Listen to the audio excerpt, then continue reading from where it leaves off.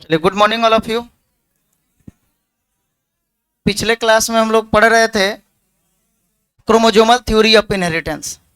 Chromosomal theory of inheritance यानी कि आनुवांशिकता का गुणसूत्रीय सिद्धांत। उसमें बताया गया था कि जीन और क्रोमोजोम का बिहेवियर समान होता है, यानी कि जीन और क्रोमोजोम, जीन और गुणसूत्र यानी फैक्टर और गुणसूत्र, ये कैसा होता है जी, ये बिहेवियर में यानी कि व्यवहार में समानांतर होते हैं, एक दूसरे के समान होते हैं, पैरेलल होते हैं। अच्छा, उसके बाद हम बताए थे इसमें जैसे ये कुछ 3 पॉइंट आपको लिखवाया गया था, जो स्टेटमेंट था इसका क्रोमोजोमल थ्योरी ऑफ इनहेरिटेंस का। पहला पॉइंट की gene and chromosome occurs in pair, यानी जीन और क्रोमोजोम हमेशा जोड़े में होते हैं, पेयर में होते हैं। दूसरा पॉइंट बताया गया था कि ये दोनों के दोनों इंडिपेंडेंट असॉर्टमेंट को दर्शाते हैं, यानी इनमें इंडिपेंडेंट असॉर्टमेंट यानी स्वतंत्र अपव्यूहन होता है। उसके साथ ही साथ तीसरा पॉइंट था कि इसमें ये दोनों लॉ ऑफ सेग्रीगेशन को दर्शाते हैं, यानी कि इनमें ये अलगाव का नियम या फिर विसंयोजन होता है, इनमें विसंयोजन होता है। यही बातें बताया गया था आप लोग को। फिर उसके बाद हम आप सबको एक बात समझाए थे जिसका बहुत इंपॉर्टेंट है, अभी हम लोग जो टॉपिक पढ़ेंगे मोर्गन का एक्सपेरिमेंट। उसके बाद जस्ट मोर्गन के एक्सपेरिमेंट से ही लिंकेज शब्द निकला था, लिंकेज आया। तो जब लिंकेज यानी कि सहलगनता को पढ़ाएंगे तब वहाँ पे आपसे एक टॉपिक फिर पूछा जाएगा, जैसे ये इंडिपेंडेंट असॉर्टमेंट के बारे में, यानी स्वतंत्र अपव्यूहन या स्वतंत्र वर्गीकरण का नियम। तो स्वतंत्र वर्गीकरण का नियम आपको बताए हुए हैं, फिर से हम लोग उसके बारे में चर्चा किया जाएगा, वो क्लियर हो जाएगा अगर आपका उसमें डाउट होगा भी तो। अभी हम स्टार्ट कर रहे हैं मोर्गन के एक्सपेरिमेंट के बारे में, यानी कि अभी यहाँ हम अब क्रोमोजोमल थ्योरी को प्रूफ किया गया था मोर्गन के द्वारा एक्सपेरिमेंटली, यानी मोर्गन साहब जो थे ना, ये क्रोमोजोमल थ्योरी ऑफ इनहेरिटेंस को प्रूफ किए हुए थे एक्सपेरिमेंटल के द्वारा, था इसलिए इनको एक्सपेरिमेंटल जेनेटिक्स के फादर कहते हैं। यानी कि अगर आपसे पूछा जाए experimental father of experimental genetics, यानी प्रायोगिक आनुवांशिकी के पिता कौन है, तो मोर्गन साहब है। टी.एच. मोर्गन इनका पूरा नाम था, थॉमस हंट मोर्गन। ठीक है, थॉमस हंट मोर्गन नाम था इनका। अच्छा, एक्सपेरिमेंट ऑफ मोर्गन यानी कि मोर्गन का प्रयोग, इसका हिंदी क्या हो जाएगा, मोर्गन का प्रयोग। अब यहां देखना है मोर्गन का प्रयोग क्या था। तो सबसे पहले एक पॉइंट लिखेंगे, father of experimental genetics. Experimental genetics यानी कि प्रायोगिक आनुवांशिकी के पिता कौन है, टी.एच. मोर्गन।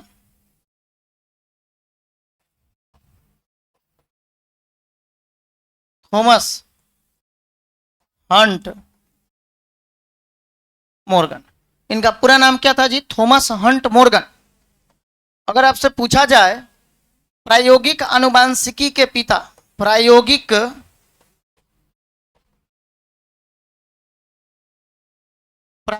आनुवांशिकी के पिता या जनक किसको कहा जाता है, तो थॉमस हंट मोर्गन को। थॉमस हंट मोर्गन, क्या बोलेंगे, थॉमस हंट मॉर्गन या Morgan, Thomas Hunt Morgan. Thomas Hunt Morgan जो थे ये प्रायोगिक आनुवांशिकी के पिता थे, यानी कि इन्होंने प्रयोग के द्वारा एक्सपेरिमेंटली प्रूव किया था जेनेटिक्स को। मेंडल साहब जो थे वो एक्सपेरिमेंटली जेनेटिक्स को प्रूफ नहीं किए थे, नहीं करने के पीछे कुछ कारण था बेचारे, इस कारण से वो लोगों तक उनकी जानकारियों के, उनके प्रयोगों के बारे में सभी लोग उनको समझ नहीं पाए थे, वो अनरिकॉग्नाइज रहे थे, लंबे समय तक अज्ञात रहे थे। यानी कि 1865 से 1863 से सॉरी 1856 से 1863 ईस्वी तक उन्होंने अपना एक्सपेरिमेंट किया था। 1800 रुकिए जरा पानी पी लेने दीजिए।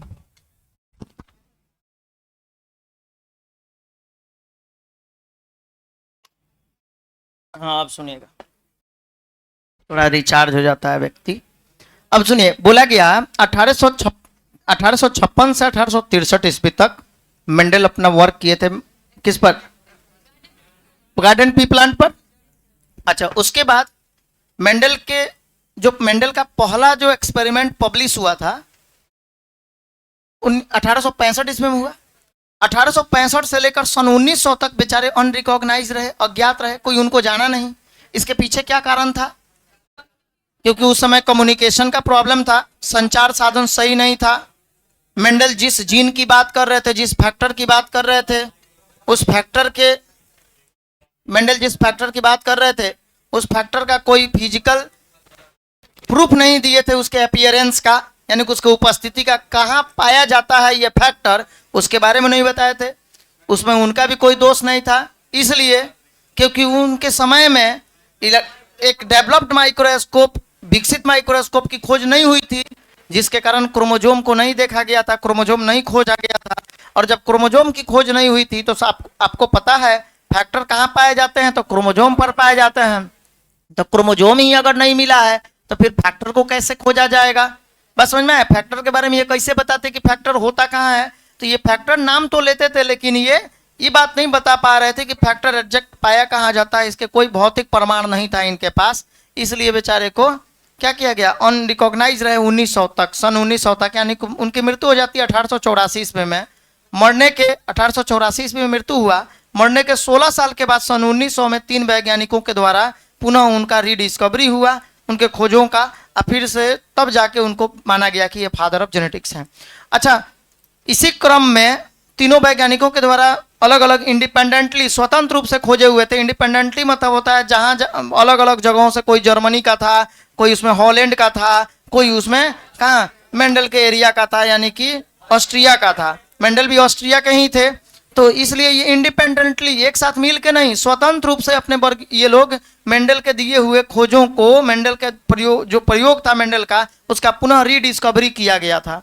ठीक है, और उसके बाद तब तक पता चलता है कि जीन जहां मौजूद होता है वो क्रोमोजोम पर ही मौजूद होता है, और क्रोमोजोम एक कलरफुल बॉडी होती है जो केंद्रक के अंदर दिखाई दी थी।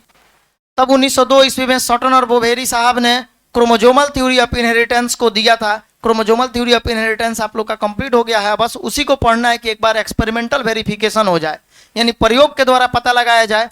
तो प्रायोगिक अनुवांशिकी के पिता थॉमस हंट मोर्गन, यानी कि टीएच मोर्गन को कहा जाता है। अच्छा, मोर्गन साहब जो थे, इसमें लिखेंगे अपने प्रयोग के लिए किसको चुना था? ही सेलेक्ट पी प्लांट नहीं, sorry, he select fruit fly. He select fruit fly, नाम क्या था इसका?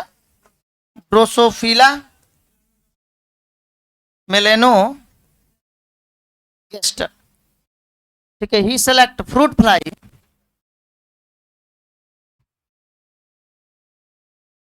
ड्रोसोफिला मेलेनोगास्टर, ड्रोसोफिला मेलेनोगास्टर, यानी he select fruit fly for, fruit fly फल मक्खी का वैज्ञानिक नाम था ड्रोसोफिला मेलेनोगास्टर। ठीक है, तो fruit fly for his experiment.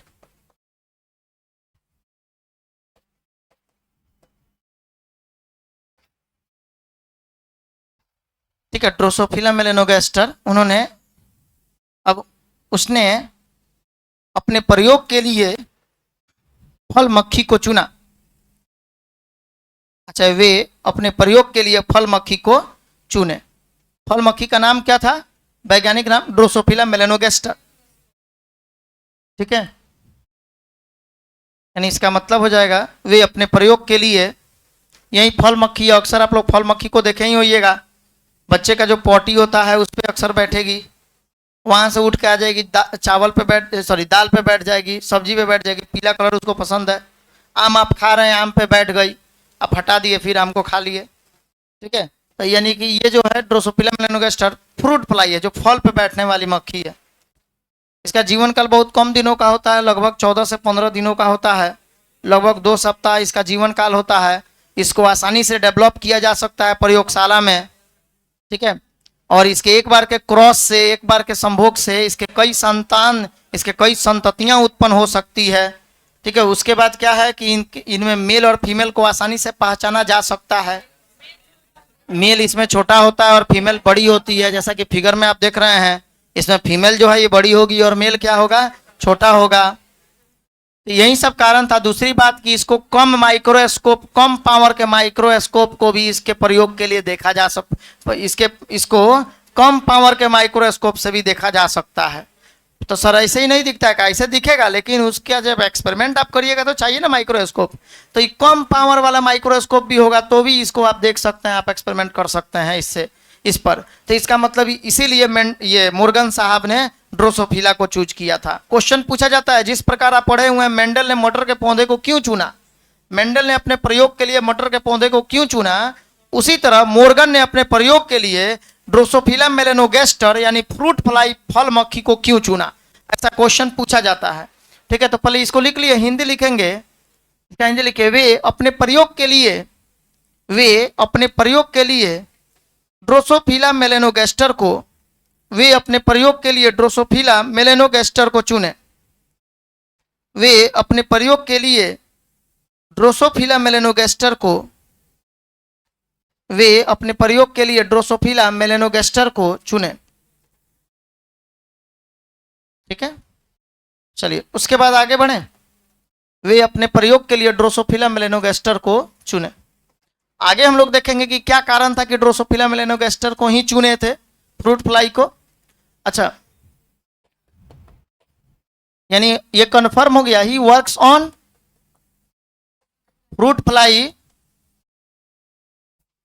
वो किस पर कार्य किए, he worked on fruit fly, इसको कर लेंगे, he worked on fruit fly, वे फल मक्खी पर कार्य किए, सो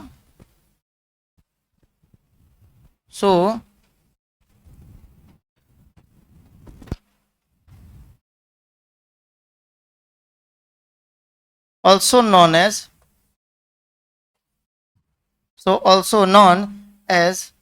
flyman.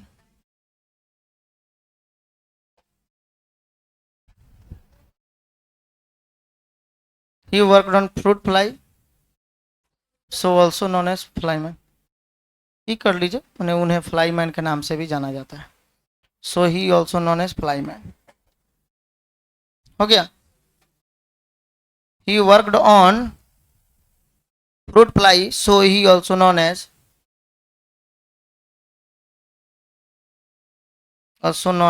फ्लाईमैन।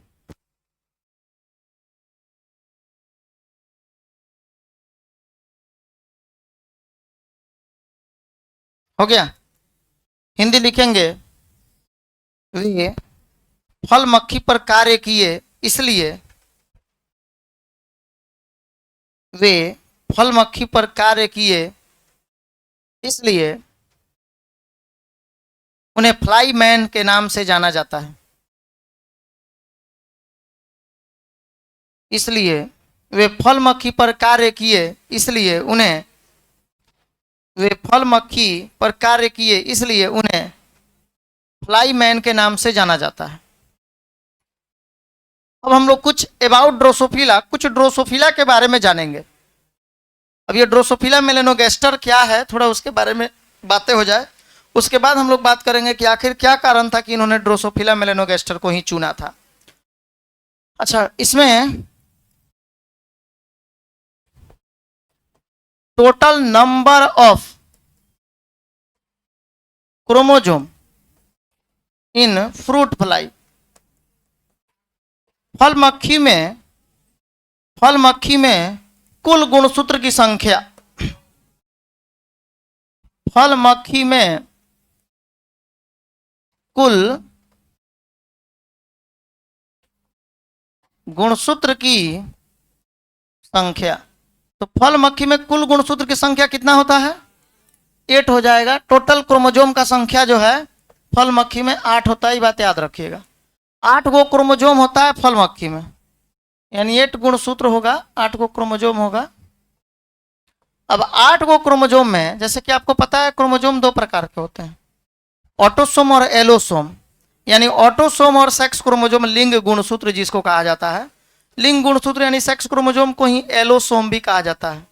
ठीक है, ऑटोसोम और एलोसोम। जैसे मनुष्य में अगर बात करें तो 46 क्रोमोजोम होता है, 46।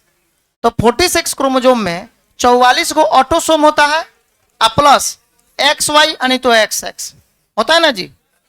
अच्छा मेल में एक्स एक्स होता है। हाँ कुछ बच्चा कह रहा है यस सर, जो लोग यस सर कह रहे हैं एक बार चेक करा लीजिएगा सही में, कहीं सही में एक्स एक्स मत निकल जाए। अच्छा मेल में एक्स वाई होता है भाई, फीमेल में एक्स एक्स होता है, तो 44 प्लस एक्स एक्स यानी 44 2 46 होता है। उसी तरह से इसमें भी 6 ऑटोसोम होता है प्लस एक्स एक्स यानी 2 सेक्स क्रोमोसोम। ये किसमें होगा? फीमेल में, यानी तो 6 प्लस एक्स वाई होगा मेल में। अच्छा तो यहां पे क्या लिख सकते हैं आप, 6 जो प्लस एक्स एक्स जो है ये female fruit fly, female fruit fly, और x x plus 6 plus x y ये हो जाएगा क्या? Male fruit fly. ठीक है, मेल फ्रूट फ्लाई। यहां एक बात याद रखना है, 6 प्लस एक्स एक्स और 6 प्लस एक्स वाई में कौन क्या है? देखिए इसको कहते हैं बाबू ऑटोसोम। क्या कहते हैं? ऑटोसोम। ये हो गया एलोसोम, या एलोसोम को हम लोग बोलते हैं sex chromosome. Sex chromosome, sex chromosome को हिंदी में कहते हैं लिंग गुणसूत्र। क्या बोलेंगे जी? लिंग गुणसूत्र, लिंग गुणसूत्र। और ये हो गया क्या? ऑटोसोम। तो ये बातें ध्यान रखना है। Total number of chromosome in fruit fly, यानी फल मक्खी में कुल गुणसूत्र का संख्या 8 होता है। ठीक है, फल मक्खी में कुल गुणसूत्र का संख्या कितना होगा? 8 होगा, जिसमें 6 प्लस एक्स वाई ये फीमेल में होता है, और 6 प्लस एक्स एक्स फीमेल में होता है, और 6 प्लस एक्स वाई जो है ये मेल में होता है। अच्छा यहाँ आप ये लिख सकते हैं फीमेल फ्रूट फ्लाई का मतलब क्या होता है? मादा फल मक्खी। और वैसे ही हो जाएगा यहाँ भी नर फल मक्खी। आया समझ में? किसी को इस टॉपिक में डाउट तो नहीं है ना? ये था बस अबाउट टू ड्रोसोफिला। ड्रोसोफिला के बारे में भी हम लोग देखे कि 8 क्रोमोजोम पाया जाता है। ठीक है, बस ऑटोसोम और सेक्स क्रोमोजोम याद रखेंगे कितना कितना होता है। अब हम लोग चलते हैं इस टॉपिक पे, अब मुद्दे की बात करते हैं कि आखिर क्या कारण था कि मोर्गन साहब ने फ्रूट फ्लाई को ही चुना, फल मक्खी को ही क्यों चुना? आखिर बहुत सारा चीज था उनके सामने। हाथी को चूज कर लेते, हाथी का एक्सपेरिमेंट करते करते उनका जीवन बीत जाता, लेकिन बेचारे का एक्सपेरिमेंट कंप्लीट नहीं होता। ठीक है, चाहे मान लीजिए शार्क मछली चूज कर लेते ना, शार्क मछली चूज कर लेते हैं। चलिए अब क्वेश्चन आप लोग लिखिएगा, वाई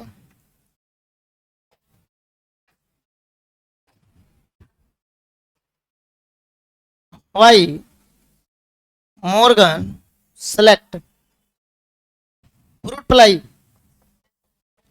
तो पी प्लांट मत बोल दीजिएगा। Why Morgan select, Morgan Mendel नहीं, why Morgan select fruit fly for his experiment. Why Morgan select fruit fly for his experiment, यानी मोर्गन अपने प्रयोग के लिए, मोर्गन अपने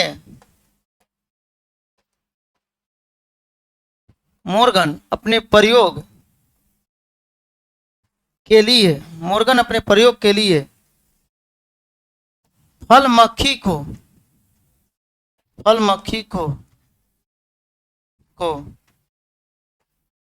क्यों चुने? मोर्गन अपने प्रयोग के लिए फल मक्खी को क्यों चुने?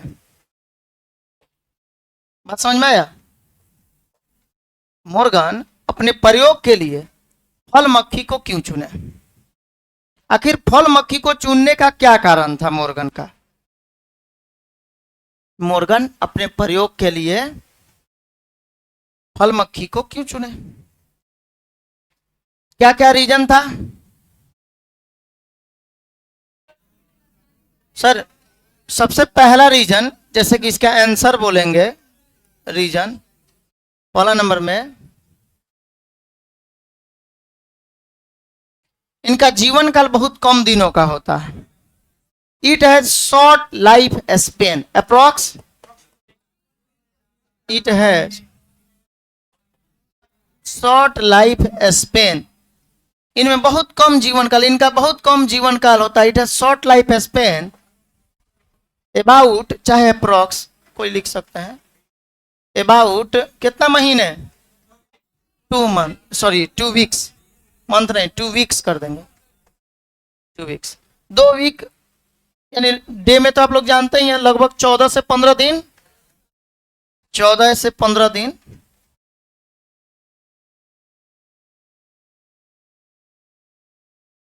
यानी कि it has short life span, यानी इनमें या इनका जीवन काल बहुत कम होता है, लगभग कितने दिनों का, 2 सप्ताह का।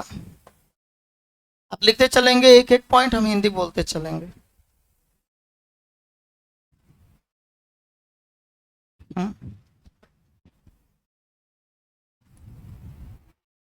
लिख लिए,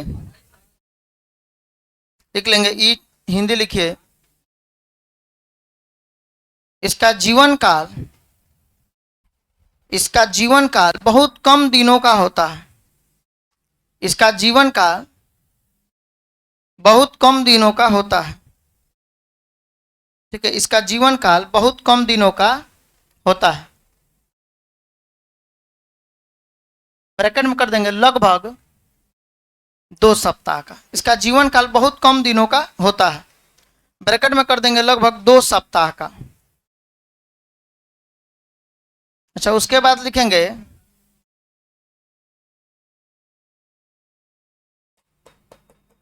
it is easy to grow in artificial medium, it is easy to grow in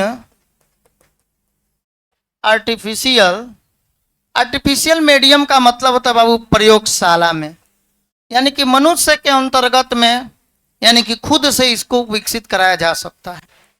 it is easy to grow in artificial medium, इसे कृत्रिम माध्यमों में आसानी से विकसित कराया जाता है।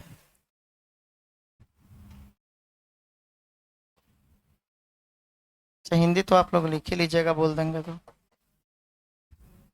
It is easy to grow in artificial medium, ठीक है, इसे कृत्रिम माध्यमों में आसानी से उगाया जाता है, इसे कृत्रिम माध्यमों में आसानी से उगाया जाता है, इसे कृत्रिम माध्यमों में, इसे कृत्रिम माध्यमों में आसानी से उगाया जाता है। नेक्स्ट पॉइंट लिख लेंगे, इसके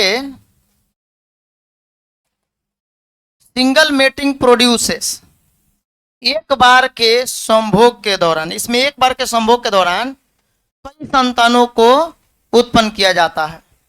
single mating produces large number of progeny, progeny का मतलब होता है बाबू संतति, मेटिंग मतलब होता है संभोग करना, सिंगल मेटिंग का मतलब हो गया एक बार के संभोग से, प्रोड्यूसेस माने उत्पन्न होते हैं लार्ज नंबर ऑफ प्रोजेनी, यानी कि ये अधिक संख्याओं में इनके संतति उत्पन्न होते हैं, यानी इनमें एक बार के संभोग के दौरान कई संतति उत्पन्न होती है। हो गया,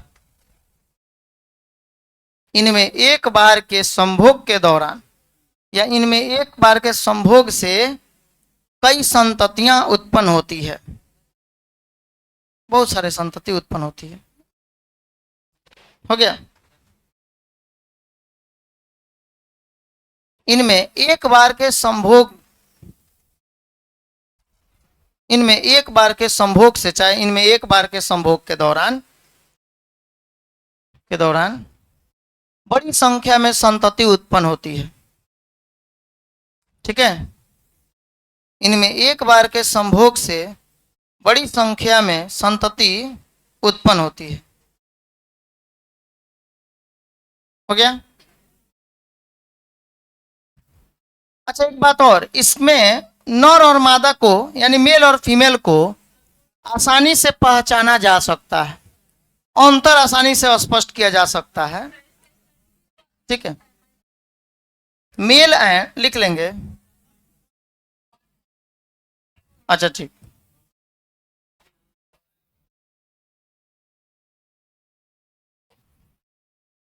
male and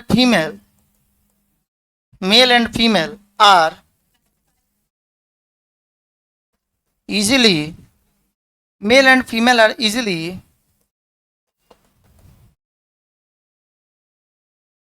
distinguished. Male and female are easily distinguished.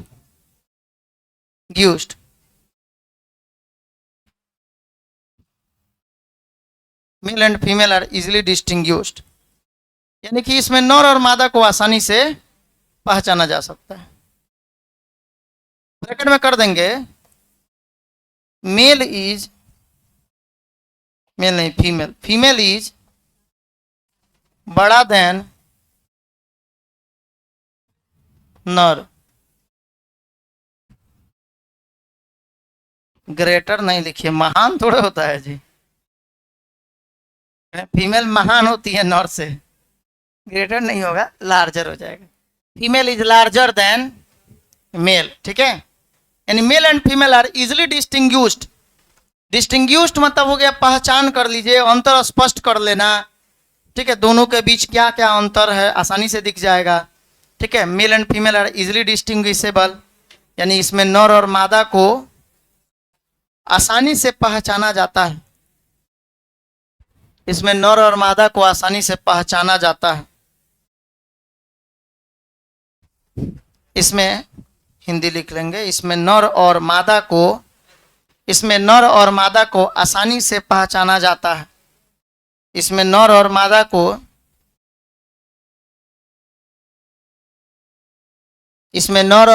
आसानी से पहचाना जाता है। हो गया, इसमें नर और मादा को आसानी से पहचाना जाता है।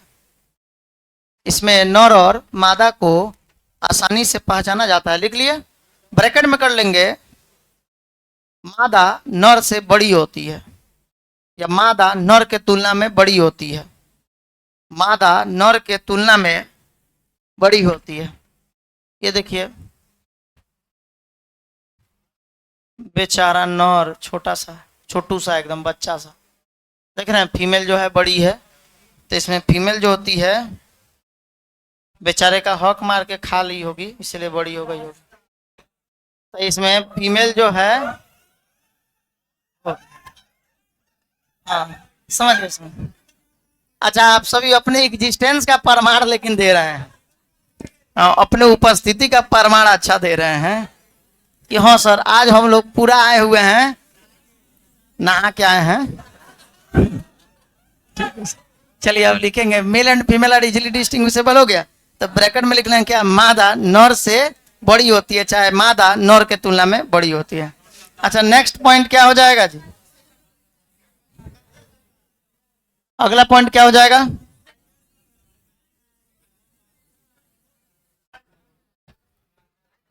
लास्ट पॉइंट लिखिए। हाँ, लास्ट पॉइंट ऐसे लिखा जा सकता है, they can easily visible, they can easily visible under low power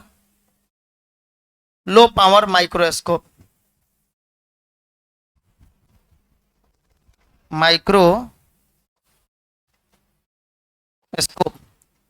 they can easily visible under low power microscope, यानी इसे कम क्षमता वाले सूक्ष्मदर्शी में भी देखा जा सकता है। बस समझ में आया? They can easily visible under low power microscope, यानी इसको देखने के लिए, इसके एक्सपेरिमेंट के लिए कोई इलेक्ट्रॉन माइक्रोस्कोप की आवश्यकता नहीं होगी। लो पावर का माइक्रोस्कोप होगा ना, तो उसके द्वारा भी हम इसे आसानी से एक्सपेरिमेंट इस पे कर सकते हैं। तो सर माइक्रोस्कोप की क्या जरूरत है, वो तो डायरेक्ट दिख जाएगा। तो एक्सपेरिमेंट करिएगा तब नहीं ना दिखेगा जी, उसके बॉडी के ऑर्गन को देखना हो तो उसके लिए तो माइक्रोस्कोप चाहिए ही चाहिए, बस उसी के लिए। अच्छा, मोबाइल से फोटो खींच के जूम कर लेंगे क्या? हाँ, तो आजकल के वैज्ञानिक लोग का ऐसा ही हाल है। लिखे ये, लिखेंगे ये कम क्षमता वाले सूक्ष्मदर्शी के दौरान, ये कम क्षमता वाले सूक्ष्मदर्शी से आसानी से देखे जा सकते हैं। ये कम क्षमता वाले सूक्ष्मदर्शी, ये कम क्षमता वाले सूक्ष्मदर्शी के द्वारा भी आसानी से देखे जा सकते हैं। ये कम क्षमता वाले सूक्ष्मदर्शी के द्वारा भी आसानी से देखे जा सकते हैं।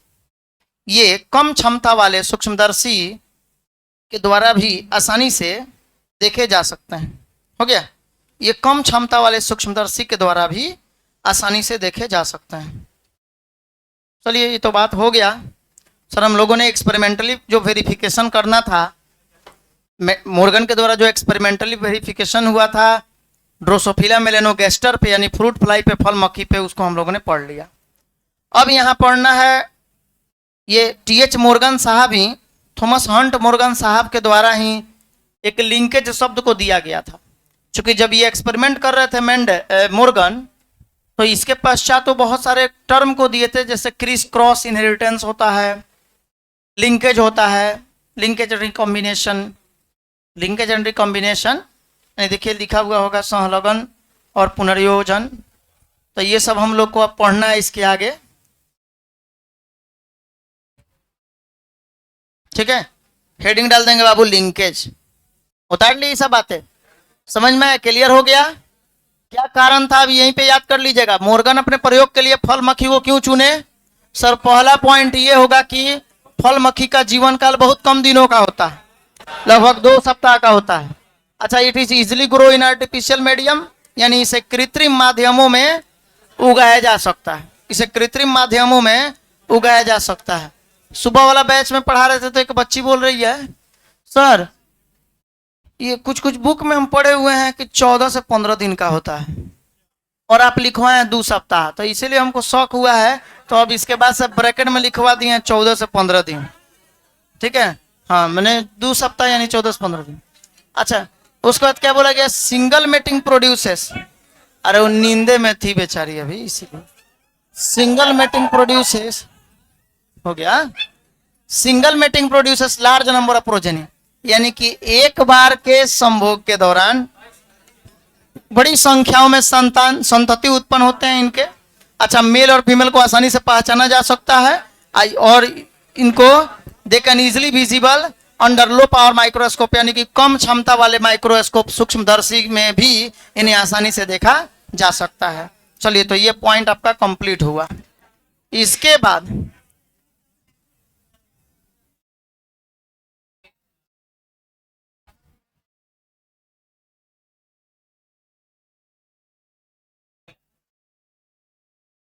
ये 5 नंबर में आता है क्वेश्चन, इसलिए इसका ध्यान रखेंगे। बोर्ड मॉडल लिख लेंगे बाबू, बोर्ड मॉडल बस हो जाएगा। नेक्स्ट पॉइंट पे आइए। अब हेडिंग डालेंगे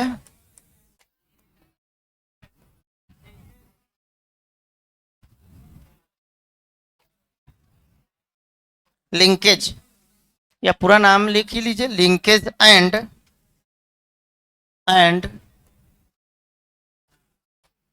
रिकॉम्बिनेशन।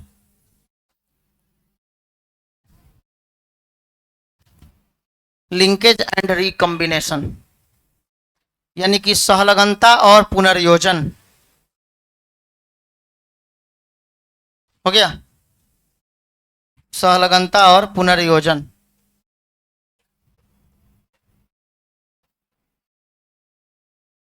सहलगनता और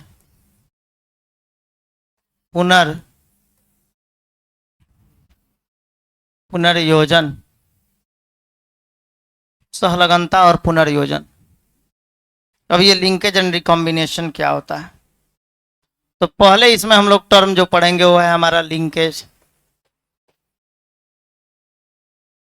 बाद में हम रिकॉम्बिनेशन की बात करेंगे। पहले लिंकेज, लिंकेज यानी कि सहलगनता,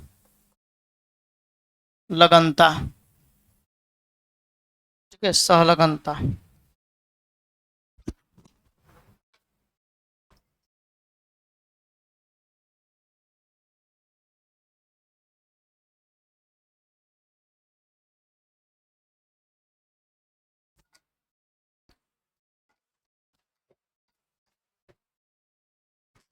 अब बताएंगे बाबू कि लिंकेज शब्द को किसने दिया था। लिखना है linkage term was given by Morgan. Linkage शब्द को किसके द्वारा दिया गया था? तो लिंकेज शब्द को यानी सहलगनता शब्द को मॉर्गन के द्वारा दिया गया था। सहलगनता शब्द को कौन दिए थे? मॉर्गन साहब दिए थे।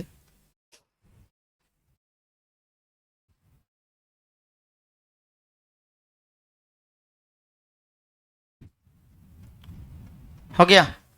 अब वो लिंकेज बहुत अच्छा टॉपिक है, इसको समझना है बस ध्यान से।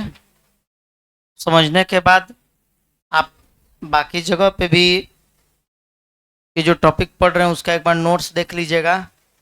लगेगा माथा पे ना भूत उतार के रख दिया गया है। हाँ, भूत का नाम नहीं सुना? हकासनी पिकासनी, उसको उतार के रख दिया गया। एकदम माथा भारी हो जाएगा तुरंत, कुछ समझ में नहीं आएगा। अभी हम लोग इसको देखेंगे। सहलगनता का एकदम चैलेंज है आपसे, घर पे जाके कुछ भी याद नहीं करना होगा, सारा चीजें यहीं पे क्लियर हो जाए। बस इसको एक बार देखिएगा। अच्छा, बहुत लोग ऐसा बोलता है कि जेनेटिक्स बहुत हार्ड है, लेकिन जेनेटिक्स बहुत आसान और बहुत मजेदार टॉपिक है। ना तो ज्यादा भाषा मिलेगा, समझ में, ज्यादा भाषा इसमें ही नहीं है, खाली भाषा कहानी लिखते जा रहे हैं। अब कहानी आप कहीं कॉपी देखे होंगे किसी का, तो हो सकता है कि आप लाइन बाय लाइन उसको पढ़ के देखिएगा, आपको उसमें वो कहानी की तरह पूरा लिखा हुआ है। बहुत जगह पे जैसे कि डाई हाइब्रिड क्रॉस आप लोग पढ़े थे, मोनो हाइब्रिड क्रॉस पढ़े थे, जिस तरह से आप लोग कुछ जगह मोनो हाइब्रिड और डाई हाइब्रिड का कॉपी एक बार देखिएगा, पूरा ऊपर से लेकर नीचे तक लगेगा कि वो बुक को छपवाया गया है, खाली भाषा उसी में सारा चीज, सारा भाषा उसी में जाता है। इसका फिनोटाइपिक रेशियो ये होता है, इसका जीनोटाइपिक ये होता है, मेंडल ने ये लिया था, वैसे ऐसे क्रॉस कराया था, सारा भाषा में छाप के बस कंप्लीट, बस जाके घर लिख दीजिए। तो किसी भी तरह से एग्जाम देने के लिए हो गया। लेकिन ये आप कॉम्पिटेटिव लेवल से तैयार आप हो रहे हैं, तो आपको सबसे पहले क्या करना है, जाना है जाके घर पे क्वेश्चन बनाना है। जैसे अभी आपका chromosomal theory of inheritance complete हुआ है, नीट का क्वेश्चन बैंक निकालेंगे और क्रोमोजोमल थ्योरी ऑफ इनहेरिटेंस बहुत अच्छा टॉपिक है, उसको निकालिएगा और उससे क्वेश्चन बनाने बैठ जाइए। कितना क्वेश्चन आपसे बन रहा है? क्वेश्चन बने तो खुशी की बात नहीं है, जहां क्वेश्चन फंस जाए वहां खुशी की बात है कि नया कोई मोड़ आया है, कुछ सीखने को जरूर इसमें मिलेगा। क्वेश्चन बन रहा है इसका मतलब कि अभी तक आपको एक पैटर्न का टॉपिक मिला। क्वेश्चन अगर बन रहा है तो इसका मतलब हुआ कि हो सकता है सर हमको एक टाइप का पढ़ाए थे और एक ही टाइप का क्वेश्चन अभी तक मिलते आ रहा है, लेकिन जहां क्वेश्चन फंसेगा वहां आपको भी नया सीखने को मिलेगा। और जब हमसे पूछिएगा तो सारा चीज हम जानते ही थोड़ी हैं, कुछ चीजें हम भी देखेंगे आपके क्वेश्चन को, और जब उसके बारे में हम जानने की कोशिश करेंगे तो कुछ नया हम भी सीखेंगे। तो इसलिए क्वेश्चन आप पूछा करिए, घर पे बनाइए, क्वेश्चन को लेके आइए, अच्छा लगेगा। लेकिन एक लॉजिक होना चाहिए क्वेश्चन में भी, ये ध्यान में रख के वो कुछ भी मत पूछ दीजिएगा कि सर ऐसा क्या कारण था कि लिंकेज शब्द को मॉर्गन साहब ही दिए थे। तो हम क्या कहेंगे भाई, मॉर्गन साहब एक्सपेरिमेंट किए थे ड्रोसोफिला पे, इसलिए दिए थे। काहे ड्रोसोफिला पे एक्सपेरिमेंट किए थे? तो कारण लिखवा दिए। तो सर काहे ये सब आखिर क्यों हुआ? एकदम से ये सब उतना मत करिएगा भाई, खोखोर आ जाएंगे। तो लिंकेज शब्द लिख लेंगे, लिंकेज शब्द को मॉर्गन के द्वारा दिया गया था। अच्छा भाई नेक्स्ट पॉइंट, पहले हम लोग को, अरे इसका भी हिंदी, सहलगनता शब्द को मॉर्गन के द्वारा दिया गया था, लिखिए सहलगनता शब्द को मॉर्गन के द्वारा दिया गया था। सहलगनता शब्द को मॉर्गन के द्वारा दिया गया था। अब आइए अब बड़ी ध्यान से बारीकी से इसको हम लोग समझेंगे। अब कोई भी नहीं लिखेंगे, बस लिखना बंद करेंगे। देखिए एक बात समझिएगा, नंबर ऑफ जीन। अच्छा एक बात बताइए, जीन का संख्या ज्यादा है कि क्रोमोजोम का संख्या ज्यादा है? जीन का संख्या ज्यादा है, क्रोमोजोम का संख्या कम है, तब तो एक क्रोमोजोम पर कई गो जीन को व्यवस्थित कर दिया जाता है। ठीक है, जीन क्रोमोजोम पर स्थित होता है, तो क्रोमोजोम का संख्या कम है, जीन का संख्या ज्यादा है। तो देखिए जब नंबर ऑफ जीन, ध्यान से सुनिए, मत लिखिएगा इसमें कोई भी, नहीं तो खाली छाप लीजिएगा जाके घर पे, यहाँ हाबुर हाबुर छापिएगा, वहां जाके सब खत्म, गाबुर गाबुर हो जाएगा वैसे। इसलिए देखिए नंबर ऑफ जीन अगर ज्यादा हो नंबर ऑफ क्रोमोजोम के तुलना में, नंबर ऑफ क्रोमोजोम के तुलना में, देखिए यानी इसका मतलब ये हुआ कि अगर जीन की संख्या, अच्छा ये वाला तो सब लोग समझते हैं, इसका सिंबल का मतलब बड़ा है, जिसके तरफ में मुंह है वो बड़ा होता है। तो अगर जीन की संख्या गुणसूत्र की संख्या से ज्यादा हो जाए, गुणसूत्र की संख्या से अगर ज्यादा हो तो समझ जाइएगा कि वहां लिंकेज हो रहा है। बस ये सिंपल बात हम आपको यही बताए हैं कि अगर मान लीजिए कि जहां जीन की संख्या गुणसूत्र की संख्या से ज्यादा हो वहां लिंकेज हो रहा है। आइए सर उसको देखते हैं एक बार, कैसे ज्यादा हो रहा है। तो ये क्रोमोजोम है, जब एक क्रोमोजोम पर मान लीजिए यहाँ पे capital A, capital B, small A, small B स्थित है, तो यहाँ जीन का संख्या बताइए कै गो है? 4 गो, और यहाँ 4 गो जीन है, और क्रोमोजोम का संख्या कितना है? 2 गो। और ये तो पता है ना भाई, ये सब जीन है, ये क्या है जी? जीन है, या इसी को फैक्टर कहते थे मेंडल भाई, यानी कारक, जीन या कारक है ये। अच्छा बाकी ये जो आप देख रहे हैं ये लंबा सा डंटा जैसा, ये क्या है जी? ये क्रोमोजोम है, क्रोमोजोम यानी कि ये है गुणसूत्र। तो देखिए गुणसूत्र का संख्या ज्यादा है कि जीन का संख्या? जीन का संख्या। तो सर जब जीन का संख्या ज्यादा, क्रोमोजोम का संख्या अगर कम हो तो वहां पे समझ लीजिए लिंकेज बन रहा है। यानी कि लिंकेज का मतलब क्या होता है? तो सर जब एक ही क्रोमोजोम पर एक से अधिक जीन व्यवस्थित हो तो उसे लिंकेज कहते हैं। बस समझ में आया? लिंकेज किसको कहा जाता है? सहलगनता। सर जब एक ही क्रोमोजोम पर एक से अधिक जीन मौजूद हो तो उसे सहलगनता कहा जाता है। ना ये किताबी भाषा है, एकदम अपने शब्दों में हम लोग को जवाब देना है।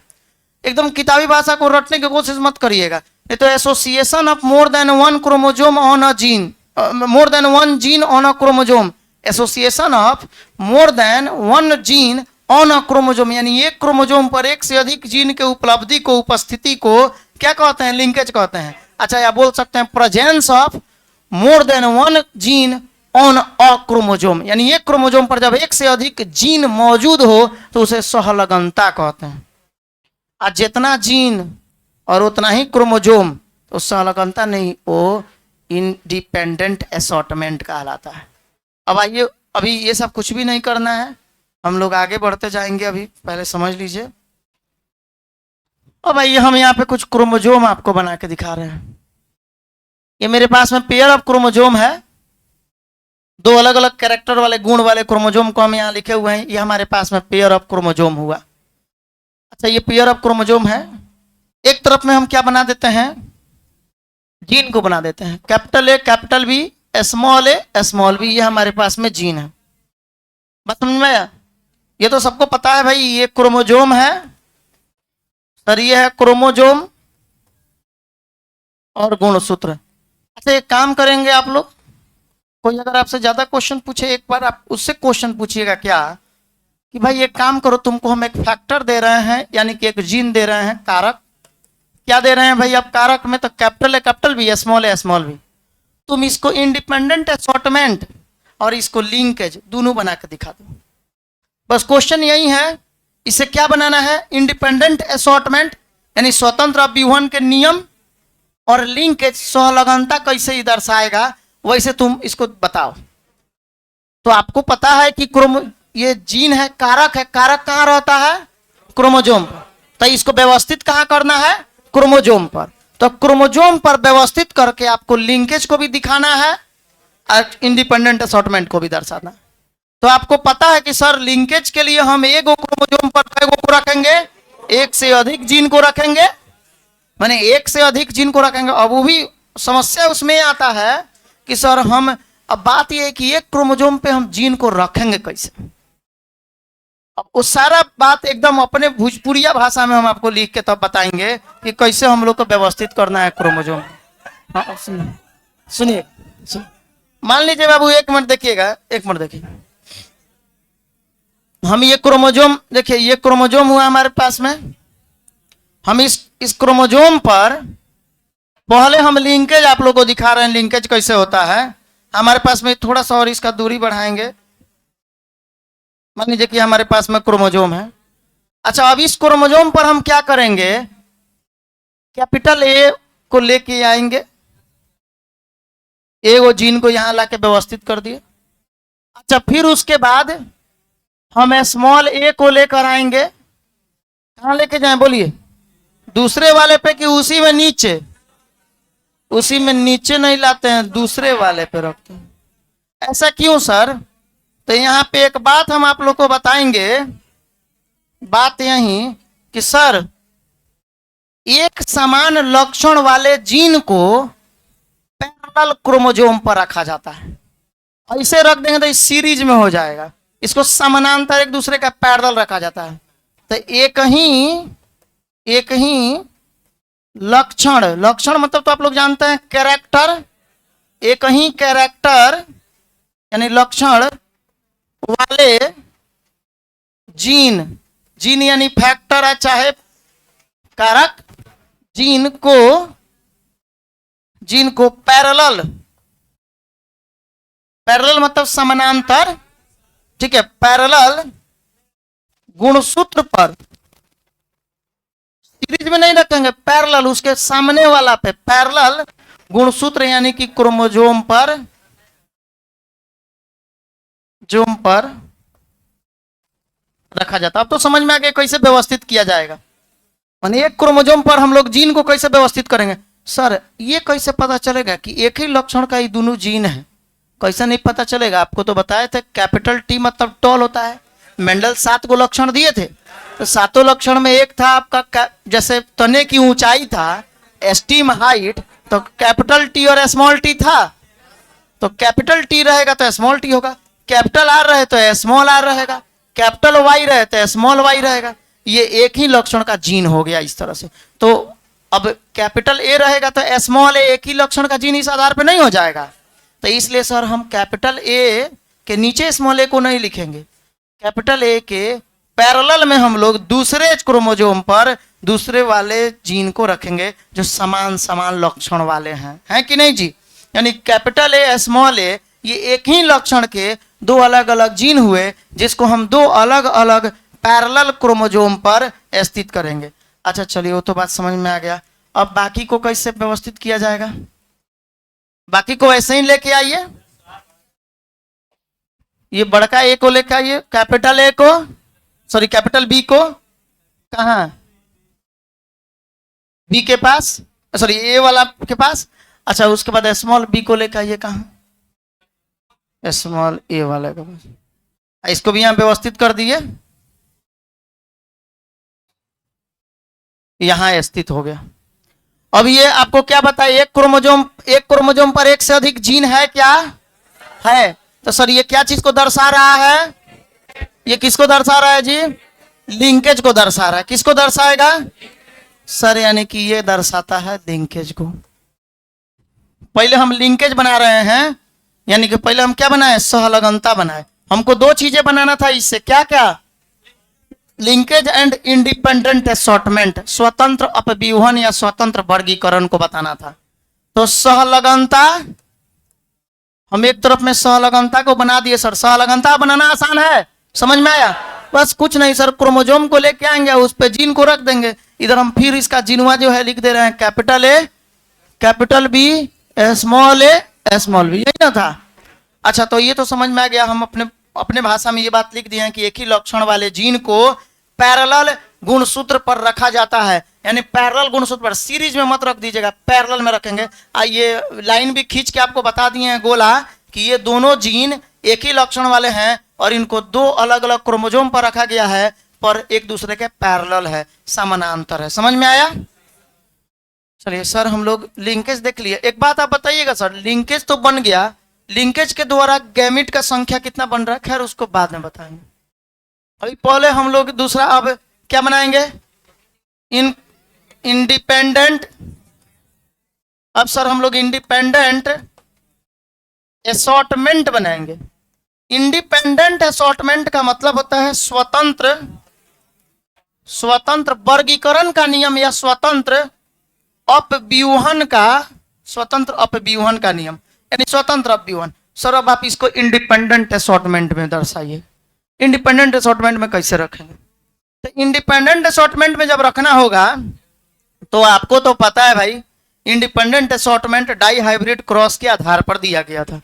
तो उसके लिए हमें क्रोमोजोम का भी दूगो सेट चाहिए और हमें जीन का भी, फैक्टर का भी दूगो सेट चाहिए, दूगो अलग अलग लक्षण वाले, दो अलग अलग कैरेक्टर वाले कारक चाहिए। तो ये तो दूगो अलग अलग कैरेक्टर वाला है ही, कैपिटल ए स्मॉल ए और कैपिटल बी स्मॉल बी, दूगो कारक यहाँ है और यहाँ हमारे पास दूगो क्रोमोजोम भी है। चलिए हम क्या करते हैं अभी से, अभी इस क्रोमोजोमों को लेके आते हैं यहाँ। ये क्रोमोजोम और कैसे था, ये दोगो हमारे पास में क्रोमोजोम का अलग अलग सेट है। अब यहां बस कुछ नहीं करना है, अब पहले वाला को आप लेके आइए। पहले क्या है जी, कैपिटल ए, तो कैपिटल ए को आप यहां लिख दीजिए एगो क्रोमोजोम पे। आइए अब दूसरे वाले क्रोमोजोम पे कैपिटल बी लिखेंगे कि स्मॉल ए लिखेंगे? स्मॉल ए लिखिएगा। का है, देखिए ये स्मॉल ए लिखेंगे क्योंकि वो एक लक्षण का है।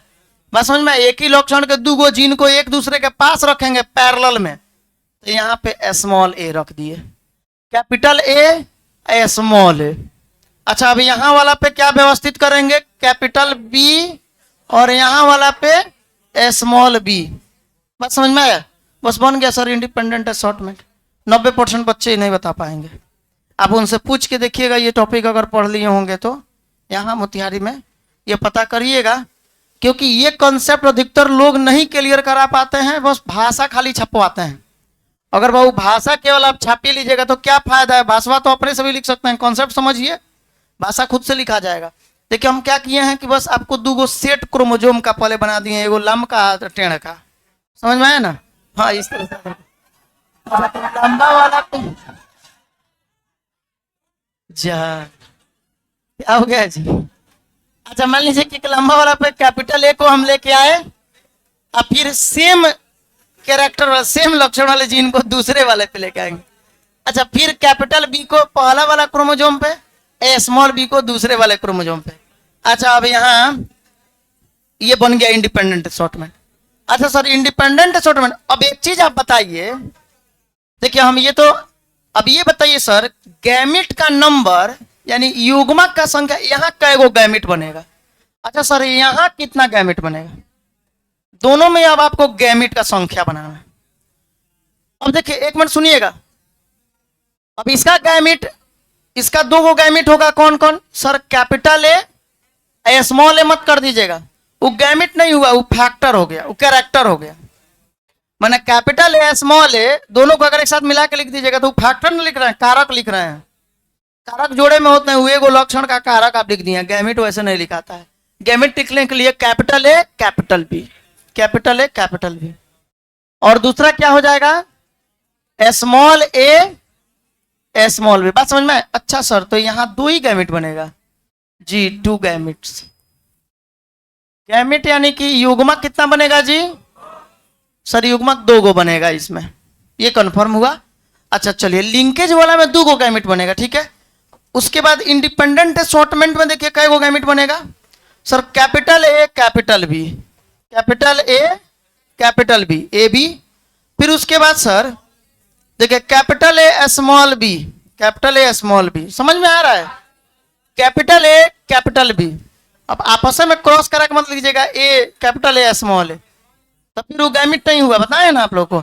इसके साथ आपको इसको क्रॉस कराना है, तो कैपिटल ए कैपिटल बी। ये देखिए पहला वाला का पहला वाला के साथ, फिर दूसरे वाले के साथ, फिर उसके बाद देखें capital A capital B, capital A small B, हो गया।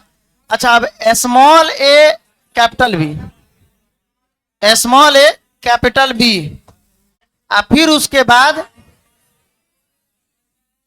Small A small B. अब एक बात आप बिल्कुल भी नहीं कहेंगे कि सर पहले हम प्रभावी को न रखते हैं तब ना अप्रभावी को रखते हैं। हम प्रभावी और अप्रभावी उस हालात में देखेंगे जहां कैरेक्टर समान हो, लक्षण समान हो। हम आपको ये बात बताएं, कैपिटल आर के साथ हम स्मॉल आर अगर लिखेंगे तो पहले प्रभावी तब अप्रभावी को लिखा जाता है। प्रभावी बड़े अक्षर से होता है और अप्रभावी छोटे अक्षरों में होता है, यानी डोमिनेंट जो है कैपिटल लेटर में होगा और रिसेसिव स्मॉल लेटर में होगा। लेकिन अब आप अगर मान लीजिए कि इसको यहां न लिख के स्मॉल आर को इधर लिख दिए तब ये गलत होगा, ठीक है। लेकिन अगर आप मान लीजिए कि स्मॉल आर न लिख के कहीं यहाँ पे अगर स्मॉल वाई लिख दिए हैं, अगर स्मॉल वाई लिखे हुए हैं तब ये सही होगा। काहे सर? काहे कि दो अलग अलग लक्षण है, दो अलग अलग लक्षण के जीन है। बस समझ में आया? जब दो अलग अलग लक्षण के जीन एक साथ हो तो उस समय में आप प्रभावी और अप्रभावी नहीं देखा जाता है, जैसे जो क्रॉस आ रहा है वैसे लिख दिया जाता है। अब कैपिटल बी लिख कर तब स्मॉल ए लिखने की कोई आवश्यकता यहाँ नहीं होता है। लक्षण अगर समान हो, समझ में आया कुछ बात? लक्षण समान होगा। जैसे मान लीजिए कैपिटल टी तब स्मॉल टी लिखिएगा, स्मॉल टी और कैपिटल टी लिखिएगा तब ये गलत होगा। बस समझ में आया? लेकिन अगर मान लीजिए कि दो कैरेक्टर आपके पास में हो, कैपिटल टी स्मॉल टी या कैपिटल आर स्मॉल आर, और अगर आप capital small are capital T लिख रहे हैं तो ये गलत नहीं होगा, तब इसमें प्रभावी की बात नहीं की जाएगी। बस समझ में आया? चलिए इस तरह से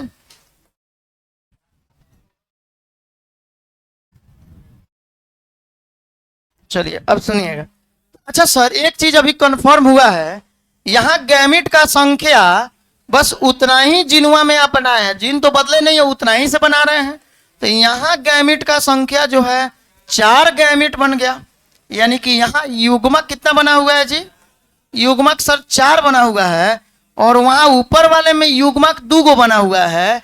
इसका मतलब आप क्या दिखाना चाहते हैं? सर हम यही मतलब अभी तक तो सर हम लोग यही चीज ऑब्जर्व किए कि लिंकेज जहां होगा ना वहां गैमिट की संख्या घट जाएगी, यानी जहां सहलगनता होगा वहां युग्मक का संख्या घटेगा, और जहां मान लीजिए कि इंडिपेंडेंट असॉर्टमेंट होगा यानी स्वतंत्र व्यूहन होगा वहां गैमिट का संख्या बढ़ेगा। ये बात समझ में आ गया?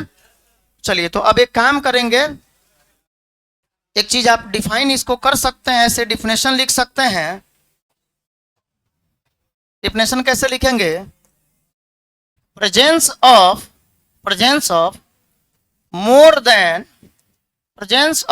देन वन जीन या factor, presence of more than one gene on a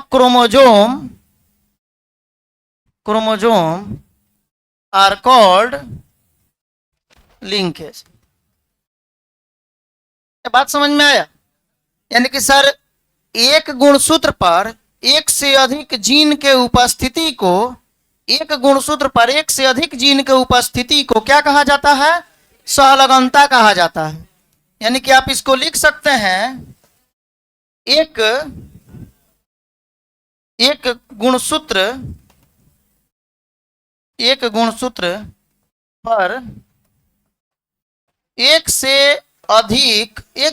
पर एक से अधिक जीन के उपस्थिति को, एक गुणसूत्र पर एक से अधिक जीन के उपस्थिति को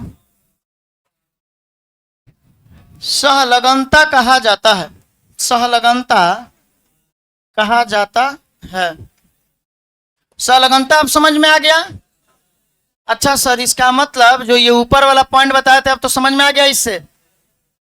इसमें किसी को डाउट तो नहीं है ना?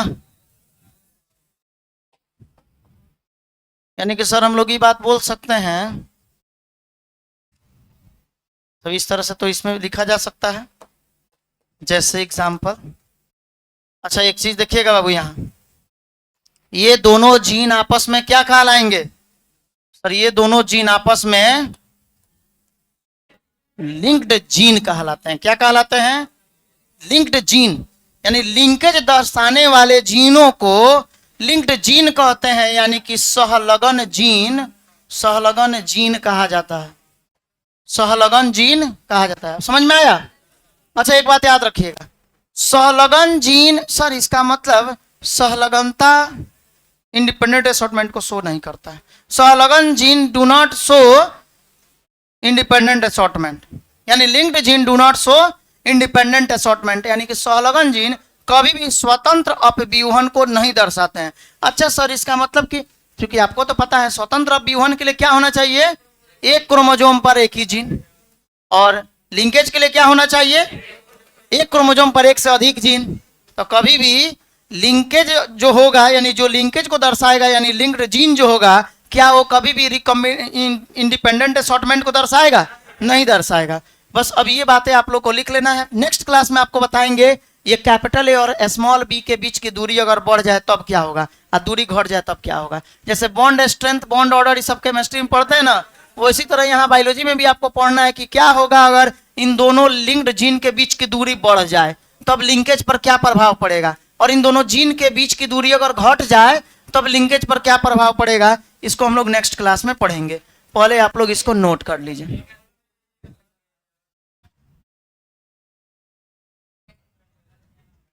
कहां से बाकी था?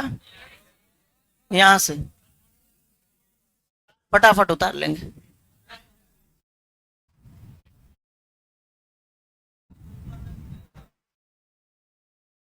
उतार लीजिए अब इसे।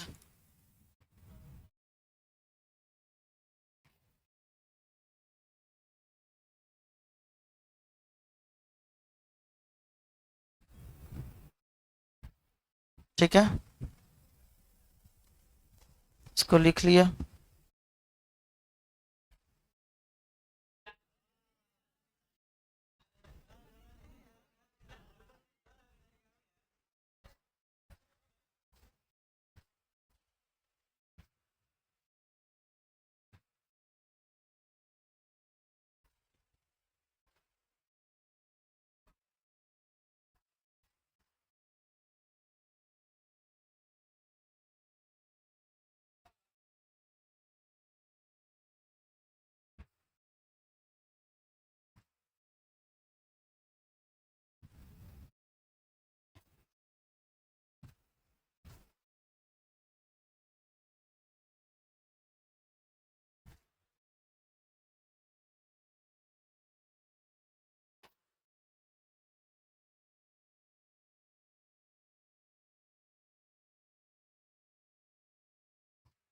हो गया?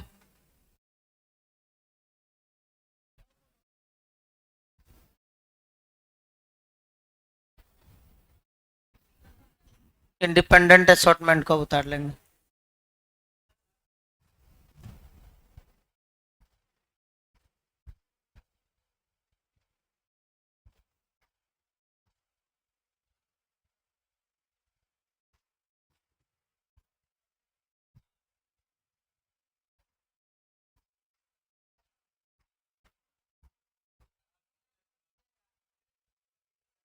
हटा दें?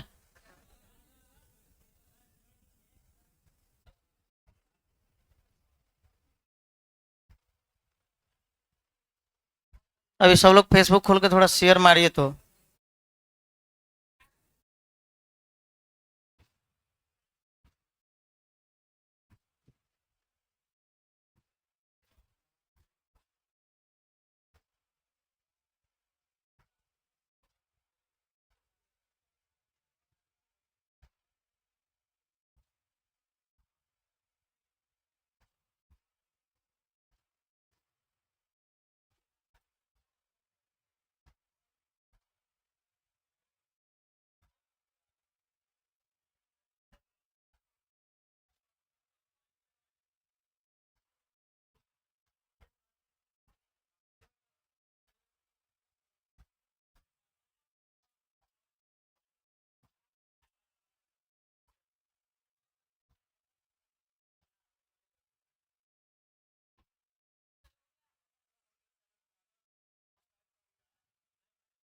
अच्छा पहले हो गया, यहाँ तक क्लियर कर लेंगे, कल का टॉपिक आगे पढ़ा जाएगा।